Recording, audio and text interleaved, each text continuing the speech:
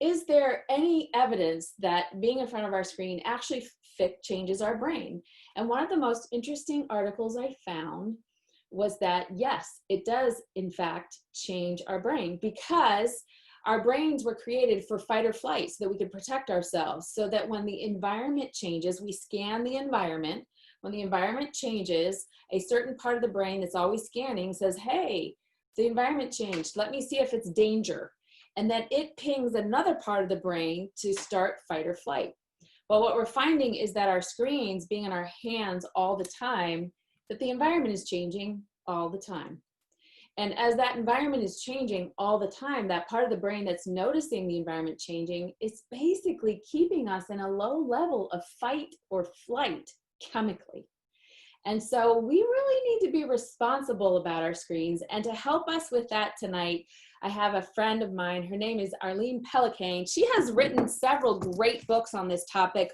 One of them is Calm, Cool, and Connected. Another one she wrote with Dr. Gary Chapman is called Growing Up Social, Raising Relational Kids in a Screen-Driven World. She has studied screens. She has studied how they affect us.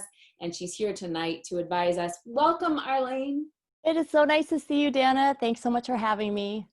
Well, take it away, friend. Tell us what we need to know to manage our screen time well in our homes. Yeah, I can say an amen to what you just said. So when you look at the studies, it's when did the smartphone come about? When did social media come about? And you see that trajectory moving together. So I brought a little photo for you so we can show that this is me as a little girl. Now, we're our moms and parents and we're like, oh, isn't that cute? Isn't she cute? But I tell you what, when I was in this stage, I did not feel cute. Right? This is like the coronavirus bowl haircut, okay, that I had all the time apparently.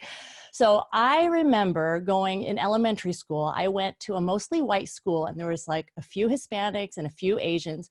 And so more than anything else in the world, I wanted to have brown hair and blue eyes. And at recess, a little boy in 3rd grade would run around and he would say, China girl, China girl. And I was so sad. And I would run in the bathroom and I would stay in the bathroom until recess was over. And then I would be done.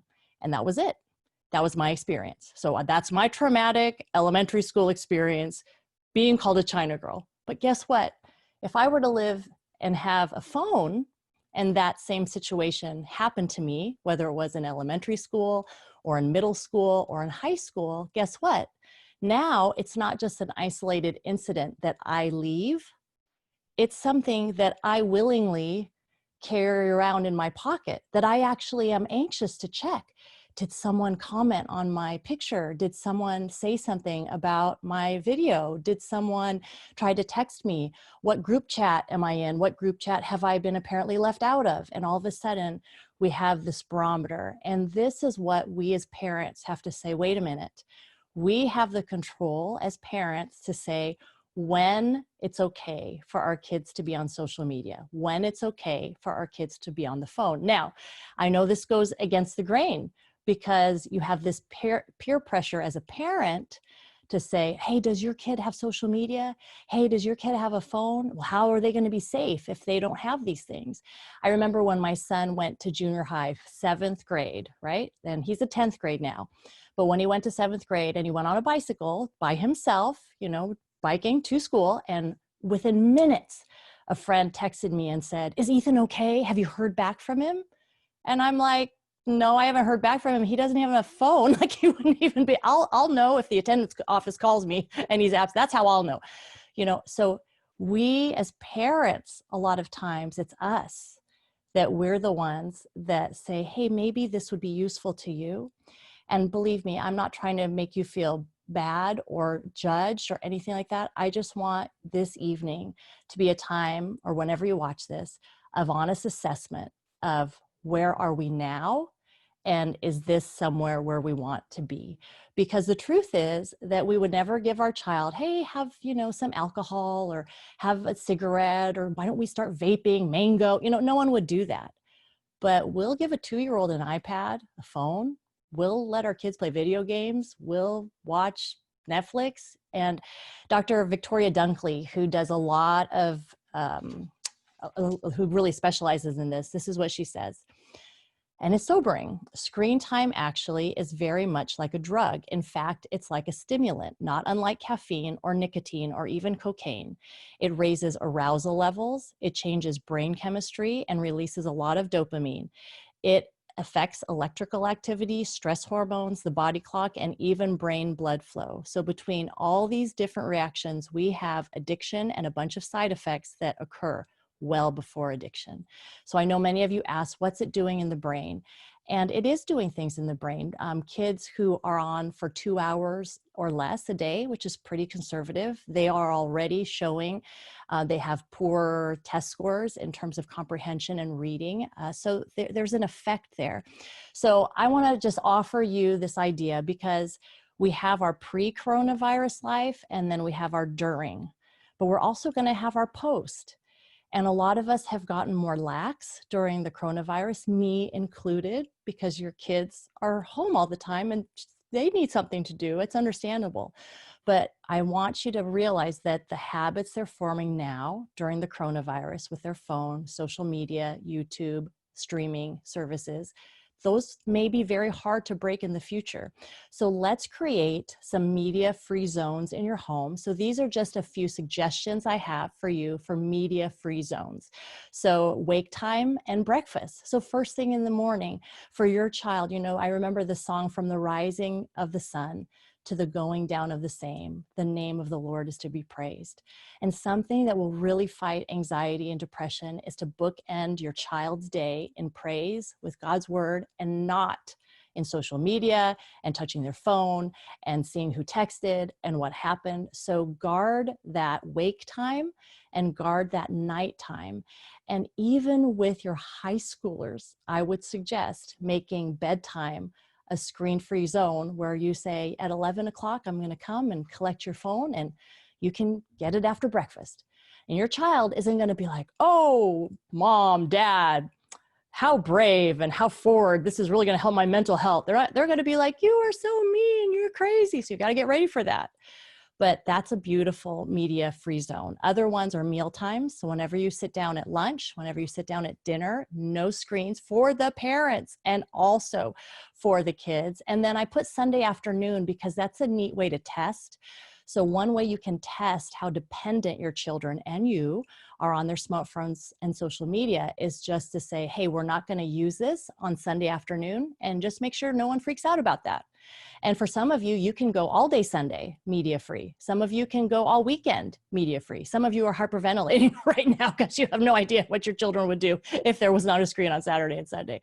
So, but have these pockets that it's not only a freedom that you're not doing things, it's also a freedom for things. Because as your child does other things that are non-screen, that brain's going to get healthier. They're going to start sleeping through the night. And a lot of these anxiety things will be solved simply by sleeping and limiting their screen time. And you, my friend, are the one to do it. Now, all screen time is not equal. It's true. So there are digital vegetables and there's digital candy. And let me quickly explain the difference. Digital vegetables, that's Skyping grandma, learning Spanish, watching a sermon online, doing what you're doing right now. That's digital vegetables. It has a purpose. It has a redemptive purpose. You're learning a skill. It might be a girl on YouTube learning how to braid hair. It might be a boy learning how to fix a car. So these are things, these are vegetables, these are good things, and these are to be encouraged. I think that's fine. But then, there's digital candy. And digital candy, I don't have to tell you what that is. That's Netflix, and that's YouTube, and that's watching people fall off of stuff, and that's laughing at silly cartoons and all that. Now, is a little bit of candy okay? Sure. But if your child eats candy, literal candy, all day long, you know what's going to happen. They're going to feel sick. They're going to be depressed. They're going to feel awful.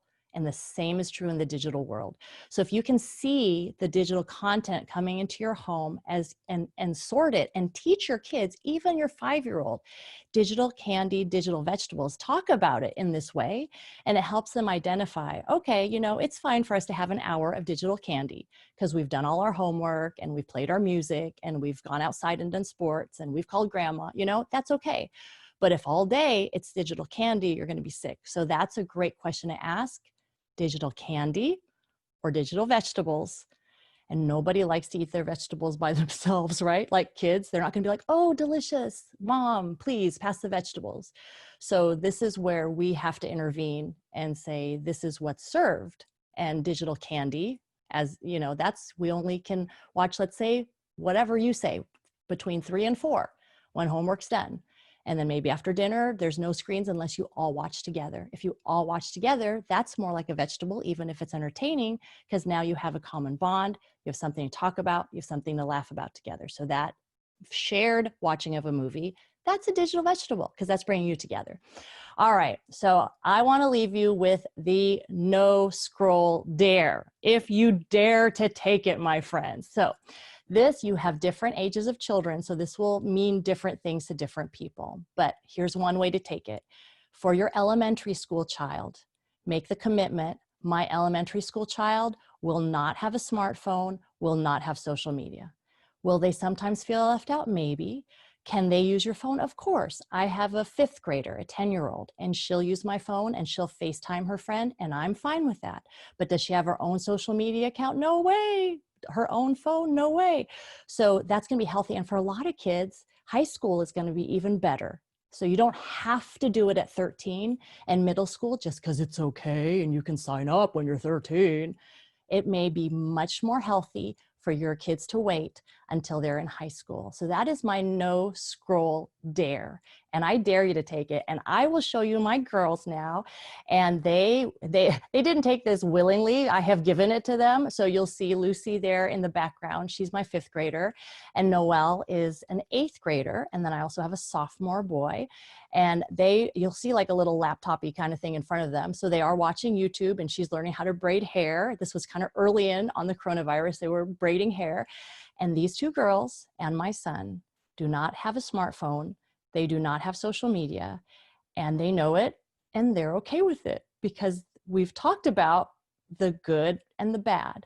So I just give you this to say you can do this. This is something that is possible to fight anxiety and depression, and that your kids, they might miss things, but what they gain will be so much more. So don't be afraid to take the no scroll dare.